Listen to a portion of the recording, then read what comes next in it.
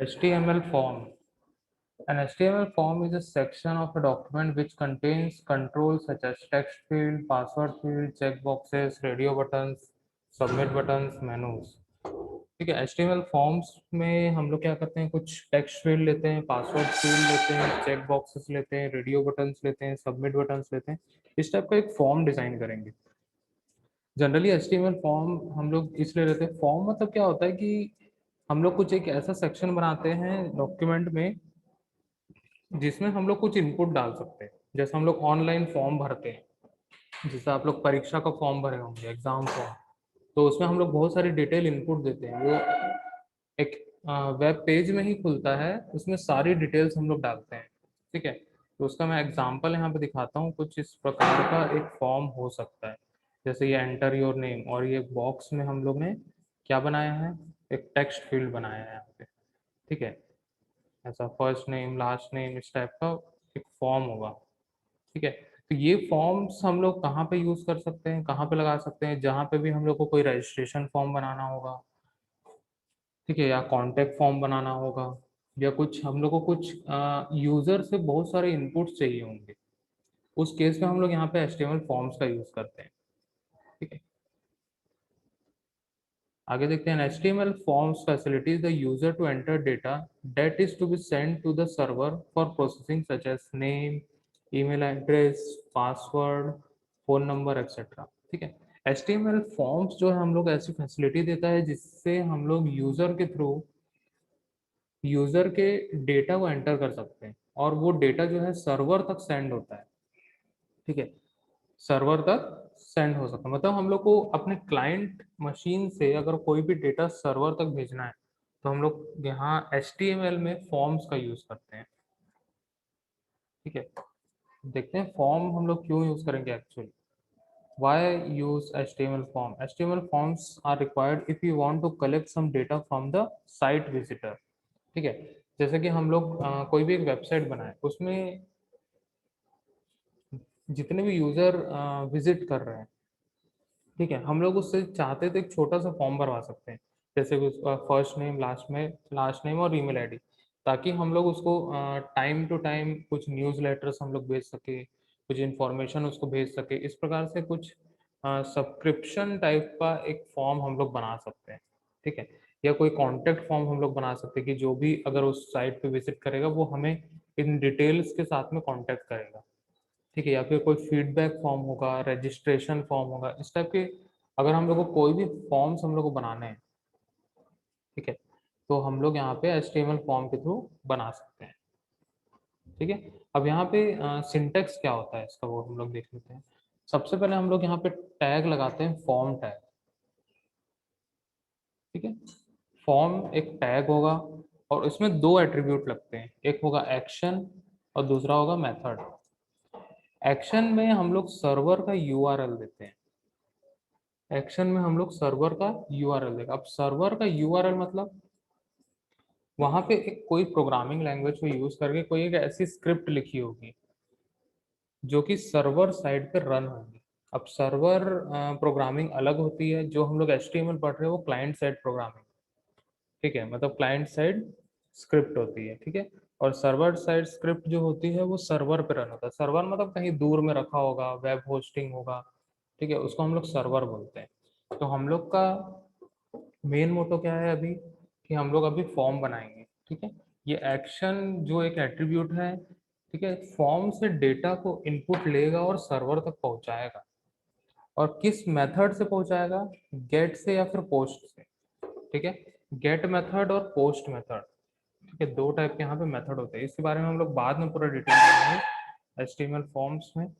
बाद में हम लोग पूरा डिटेल इसके बारे में जानेंगे, गेट मेथड क्या होता है, पोस्ट मेथड क्या होता है। ठीक है, और फिर उसके बाद हम लोग इस फॉर्म डेटा में हम लोग अपने इनपुट कंट्रोल्स बनाएंगे। ठीक है, फॉर्म टैग में हम लोग क्या बनाएंगे, कुछ कंट्रोल्स हम लोग यहाँ पे बनाते हैं। ठीक है, जैसे कि text field, text area, radio button, button, ये सारी चीजें हम लोग बनाते हैं। फिर उसके बाद फॉर्म को क्लोज कर लेते हैं। मतलब ओवरऑल यहाँ पे जो फॉर्म टैग जो होता है उसमें दो एट्रीब्यूट होते हैं, एक्शन और मेथड। एक्शन मतलब इसमें हम लोग देते हैं सर्वर का URL, मतलब कोई एक वेब पेज या फिर कोई एक स्क्रिप्ट, जैसे PHP स्क्रिप्ट या फिर ASP.NET स्क्रिप्ट, उसका यहाँ पे हम लोग को URL देना होगा। ठीक है, और मेथड यहाँ पे देते हैं और इसके बीच में हम लोग क्या लिखेंगे, अपने बहुत सारे फील्ड्स बनाते हैं, इनपुट कंट्रोल्स बनाते हैं, जिससे हम लोग इनपुट ले सकें। ठीक है, अब यहाँ पे कौन कौन से टैग्स यहाँ पे यूज करते हैं वो हम लोग देखेंगे। ठीक है, सबसे पहले तो फॉर्म टैग हम लोग यूज करते हैं। It defines an HTML form to enter inputs by the user side. ठीक है, एक HTML फॉर्म डिजाइन करता है जिससे हम लोग इनपुट दे सकते हैं। फिर इसके अंदर सबसे ज्यादा यूज होने वाला एक टैग होता है इनपुट कंट्रोल। ठीक है, इनपुट टैग इसको बोलते हैं। It defines N input control. ठीक है, एक कंट्रोल इससे हम लोग डिफाइन कर सकते हैं, बना सकते हैं। ठीक है, फिर उसके बाद आता है text area.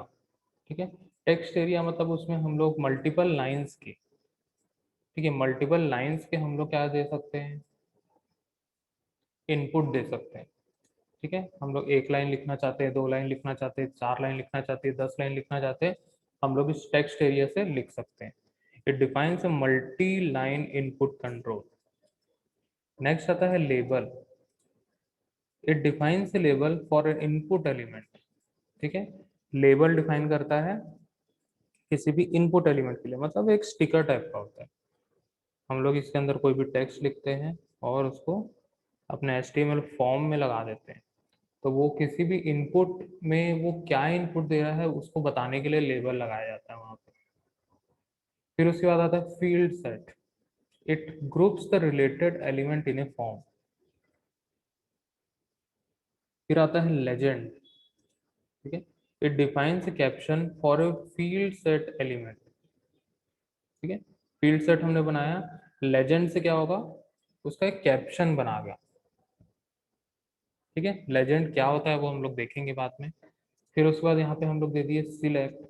It defines A drop down list.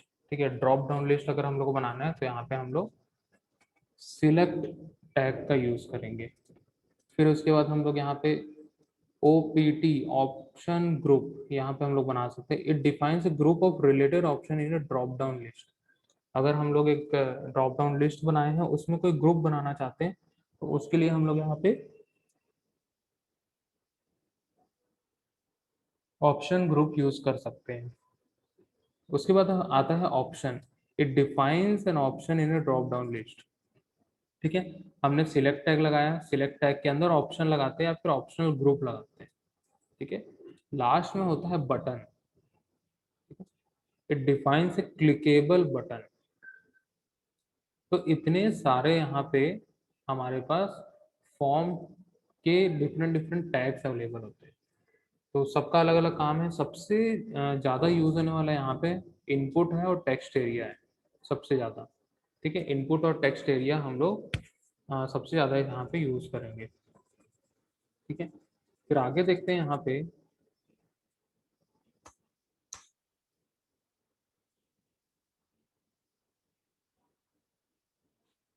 ठीक है, HTML फॉर्म एलिमेंट्स, यहाँ पे हम लोग एग्जाम्पल देखते हैं। एग्जाम्पल से हम लोग को समझ में आएगा।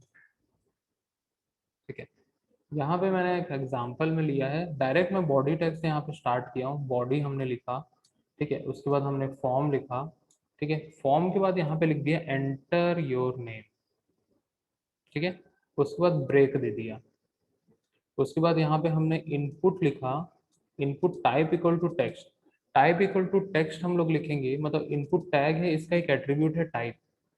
टाइप इक्वल टू टेक्स्ट अगर हम लोग लिखेंगे तो टेक्स्ट बॉक्स बनेगा, मतलब टेक्स्ट फील्ड हम लोग बना सकते हैं।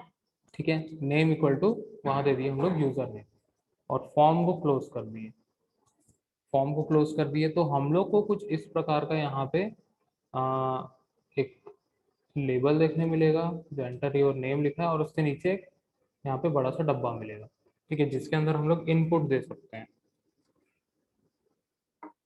ठीक है, ये छोटा सा एग्जाम्पल था।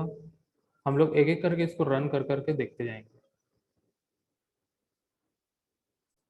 ठीक, बॉडी टैग के अंदर हम लोग आ जाते हैं और यहाँ पे मैं लिखता हूँ एंटर योर नेम।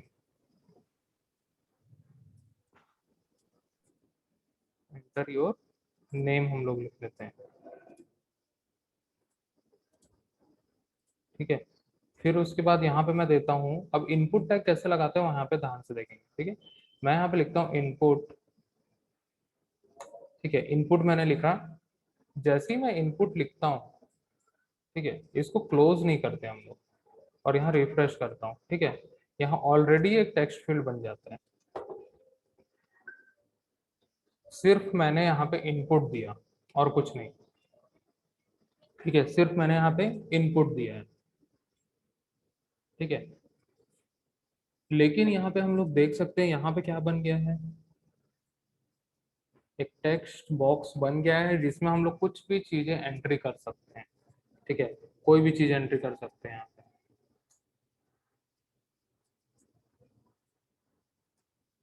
ठीक है, यहाँ पे कोई भी चीजें हम लोग एंट्री कर सकते हैं। तो बाय डिफॉल्ट जो इनपुट टैग होता है वो टेक्स्ट फील्ड हम लोग को बना के देता है बाय डिफॉल्ट। लेकिन इनपुट के साथ में हम लोग यहाँ पे दो एट्रीब्यूट हमेशा लगाएंगे। दो एट्रीब्यूट कौन कौन से लगाएंगे? सबसे पहला एट्रीब्यूट लगाएंगे यहाँ टाइप। ठीक है, टाइप इक्वल टू जिस टाइप का भी हम लोग को इनपुट लेना है, हम लोग को टेक्स्ट में इनपुट लेना है तो यहाँ पे लिखेंगे टेक्स्ट। ठीक है, और साथ में इसका एक नेम भी देंगे।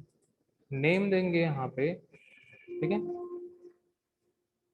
नेम दे देंगे यहाँ पे, जैसे मान लो मैं दे रहा हूँ यू फर्स्ट नेम। ठीक है, फिर नेम मैं लिख दिया, यूजर नेम दे देते हैं इसको। ठीक है, नेम हम लोग डाल दिए, यूजर नेम। ठीक है, तो दो एट्रीब्यूट हमेशा हम लोग यहाँ पे लिखेंगे। ठीक है, तो इस प्रकार से हम लोग यहाँ पे एक टेक्स्ट फील्ड बना सकते हैं। तो इनपुट के साथ में हम लोग को टाइप इक्वल टू टेक्स्ट देना यहाँ कंपलसरी हो जाता है। ठीक है, अब हम लोग क्या बना रहे हैं, यहाँ पे लॉगिन फॉर्म बना रहे हैं। ठीक है, तो मैं यहाँ पे क्या लिखूंगा, लिख देता हूँ यूजर नेम। ठीक है, और करता हूँ इसको सेव, और यहाँ रिफ्रेश कर देते हैं यूजर नेम। और एक पासवर्ड हम लोग बनाएंगे यहाँ पे, मैं लिखूंगा password.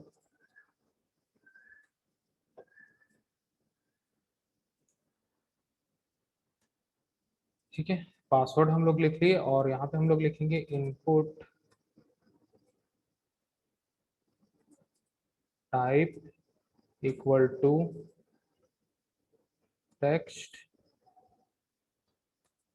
Name equal to password. ठीक है, जिस टाइप का फील्ड है, मतलब उसके अंदर जिस टाइप का डेटा हम लोग रखने वाले हैं, उसी से रिलेटेड हम लोग यहाँ नेम रखेंगे। मैंने यहाँ पे यूजर नेम लिखा था, मैंने यहाँ पे यूजर नेम लिखा था। ठीक है, तो यहाँ पे नेम में यूजर नेम लिखा, पासवर्ड मैंने दिखा, पासवर्ड इनपुट ले रहा हूँ यहाँ पे, तो यहाँ नेम में भी पासवर्ड दूंगा, मतलब उसी से रिलेटेड हम लोग को यहाँ पे क्या देना है, नेम देना है। ठीक है, मैं यहाँ पे एंटर करता हूँ तो कुछ इस प्रकार का है। ठीक है, मैं यहाँ पे ब्रेक लगा देता हूँ एक, तो न्यू लाइन में आ जाएगा। ठीक है, ऐसा आ गया। ठीक है, ये आ गया। अब उसके बाद एक मुझे बटन बनाना है। बटन बनाने के लिए क्या करूंगा मैं, यहाँ पे लिखूंगा input type equal to submit. ठीक है, नेम इक्वल टू सबमिट। ठीक है, टाइप इक्वल टू सबमिट मतलब हम लोग को एक यहाँ पे सबमिट बटन बना के दे देंगे। ठीक है, तो यहाँ पे हम लोग न्यू लाइन में ले लेते हैं BR। ठीक है, तो यहाँ पे बटन हम लोग को मिल गया, तो ये हम लोग क्लिक कर सकते हैं इसको। ठीक है, इसको हम लोग क्लिक कर सकते हैं। ठीक है, अब यहाँ पे मैंने यहाँ लिख तो दिया है, इनपुट टैग सारा चीज मैंने यहाँ पे लिख दिया। ठीक है, मैंने यहाँ पे एक टेक्स्ट फील्ड बना लिया। ठीक है, टाइप इक्वल टू टेक्स्ट दिया, यहाँ पे input type equal to text, और यहाँ पे टाइप इक्वल टू सबमिट मैंने यहाँ दे दिया। ठीक है, अब सारी चीजों को हम लोग किसके अंदर डाल देंगे, फॉर्म के अंदर डाल देंगे। ठीक है, फॉर्म टैग में स्टार्ट करूंगा और यहाँ पे फॉर्म टैग को क्लोज कर दूंगा। ठीक है, तब ये जो सबमिट बटन है वो वर्क करेगा। अब वो वर्क कैसे करेगा, ठीक है, यहाँ पे हम लोग देख सकते हैं। ठीक है, ये पेज जो है वो रिफ्रेश हुआ है। ठीक है, ये पेज जो है रिफ्रेश हुआ। अब यहाँ पे हम लोग अगर फॉर्म नहीं लिखते हैं, ठीक है, मतलब हम लोग अगर फॉर्म टैग नहीं डालते हैं, मैं यहाँ से फॉर्म टैग को हटा देता हूँ, ठीक है, तो इस बटन का कोई मतलब नहीं रहेगा, कोई काम करेगा ही नहीं ये बटन। ठीक है, मैं यहाँ रिफ्रेश करता हूँ। ठीक है, मैं यहाँ पे 10 बार भी क्लिक कर दूंगा, इस यूआरएल को ध्यान से देखिए। ठीक है, मैं इस बटन को कितने बार भी क्लिक करूँ, इस यूआरएल पे कोई फर्क नहीं पड़ेगा। मतलब उसने क्या किया, इनपुट तो बना के दे दिया, लेकिन इनपुट गया ही नहीं कहीं पे। मतलब यहाँ से इनपुट लेके कहीं ना कहीं तो जाना था उसको सर्वर पे, लेकिन नहीं गया वो। ठीक है, लेकिन जब हम लोग फॉर्म टैग यहाँ पे लगा देंगे, जब हम लोग फॉर्म टैग हम लोग यहाँ लगा देंगे, तो फॉर्म टैग क्या करेगा, ये डेटा को सर्वर तक भेजेगा। मैंने यहाँ फॉर्म टैग लगाया, फॉर्म टैग के अंदर 2 इनपुट दिया है। ठीक है, और यहाँ पे मैं सेव करता हूँ और इस HTML पेज पे आके रिफ्रेश करूंगा। ठीक है, रिफ्रेश कर दिया मैंने यहाँ पे। और जैसे ही यहाँ पे मान लो मैं लिखता हूँ धीरू, और यहाँ पे 1 2 3 4 5, ठीक है, यूजर नेम डाल दिया और पासवर्ड डाल दिया। अब मैं यहाँ पे करता हूँ सबमिट।